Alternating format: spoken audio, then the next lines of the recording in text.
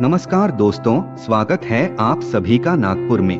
नागपुर भारत के महाराष्ट्र राज्य का एक प्रमुख शहर है। नागपुर को भारत की ऑरेंज सिटी के रूप में भी जाना जाता है क्योंकि यहाँ पर कई किस्मों वाले संतरे पाए जाते हैं। संतरों के अलावा भी यह शहर मंदिरों के साथ हरे भरे बगीचे, झीलों और बड़े शहरों से जुड़ा होने की वजह से पर्यटकों द्वारा छुट्टी मनाने की खास जगह है। नागपुर में महाराष्ट्र के कई सारे सरकारी कार्यालय हैं, इसलिए इसे महाराष्ट्र की दूसरी राजधानी भी कहा जाता है। दोस्तों, आज इस वीडियो में बताने वाला हूँ नागपुर में घूमने की कुछ खास जगहों के बारे में और नागपुर में पहुँचने के लिए कौन से विकल्प है। तो बात करते हैं नागपुर कैसे पहुँचे। नागपुर महाराष्ट्र का लोकप्रिय शहर है। यह इस क्षेत्र का एक प्रमुख राजनीतिक और वाणिज्यिक केंद्र है। बता दें कि नागपुर को परिवहन, स्वास्थ्य देखभाल और सफाई के आधार पर भारत का एक अच्छा शहर कहा जाता है। अगर आप नागपुर की यात्रा करना चाहते हैं तो आप यहां बस, ट्रेन और हवाई जहाज तीनों माध्यमों से पहुंच सकते हैं। अगर आप बाय फ्लाइट नासिक ट्रेवल करना चाहते हैं तो नागपुर में डॉक्टर बाबा साहेब आम्बेडकर अंतर्राष्ट्रीय हवाई अड्डा, जिसको नागपुर हवाई अड्डे के नाम से भी जाना जाता है। नागपुर के लिए आपको देश के प्रमुख शहरों और विदेशों से फ्लाइट मिल जाएगी। अगर आप ट्रेन से ट्रैवल करना चाहते हो तो नागपुर देश के सभी बड़े रेलवे स्टेशनों से रेल मार्ग से जुड़ा हुआ है। आपको नागपुर के लिए देश के सभी प्रमुख शहरों दिल्ली, मुंबई, आगरा, लखनऊ और भोपाल से ट्रेन मिल जाएगी। दोस्तों, अगर आप बाय रोड ट्रेवल करना चाहते हो तो नागपुर के लिए आपको देश के कई प्रमुख शहरों से बस आसानी से मिल जाएंगी। नागपुर बस स्थानक और मोर भवन नागपुर के मुख्य बस स्टेशन हैं। अगर आप नगर आने का प्लान बना रहे हैं तो आप सीधे स्टेशनों से टिकट बुक करने के अलावा पर्यटक बस से यात्रा करने के लिए ऑनलाइन टिकट भी बुक कर सकते हैं। दोस्तों, जानते हैं नागपुर के स्थानीय भोजन के बारे में। नागपुर के स्ट्रीट फूड में स्वादिष्ट पाव भाजी, इंडो चाइनीज व्यंजन और पानी पूरी का नाम शामिल है। इसके साथ ही नागपुर में साओजी मटन बहुत ज्यादा फेमस है, जो कि अपनी मसालेदार स्वाद के लिए जाना जाता है।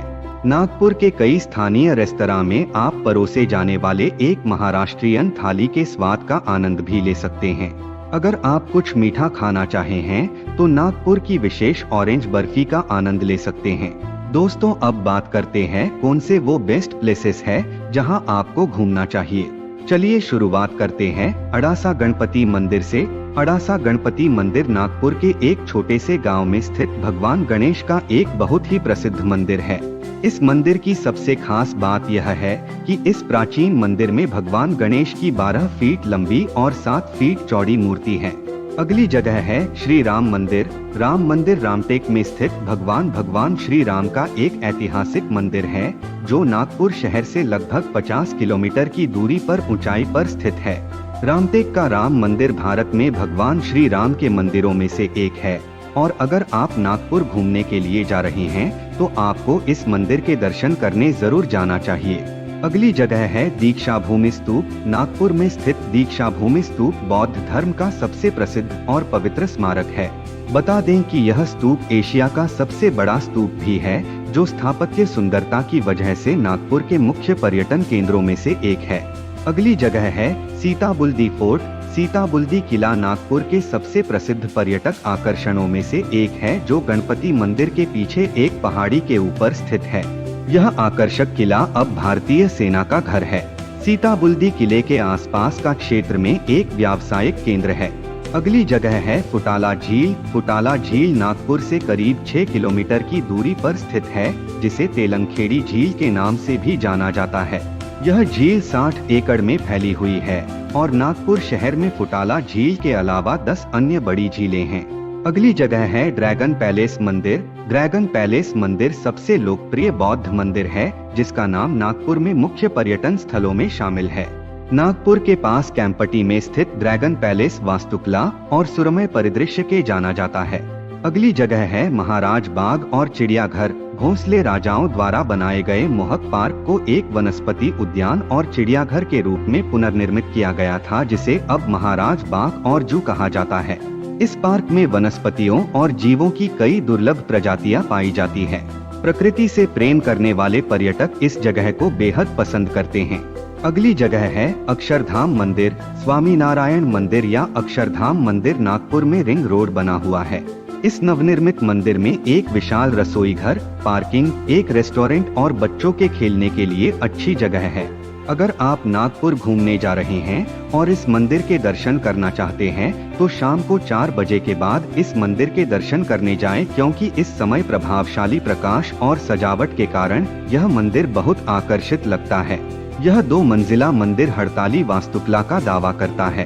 अगली जगह है zero mile. Zero mile Nagpur का औपनिवेशिक भारत के भौगोलिक केंद्र का बिंदु है और 4 घोड़ों के साथ एक स्मारक और बलुआ पत्थर से बना एक स्तंभ बनाया गया है। पुराने समय में जीरो माइल स्टोन का उपयोग अंग्रेजों द्वारा दूरियों को मापने के लिए बिंदु के रूप में किया जाता था।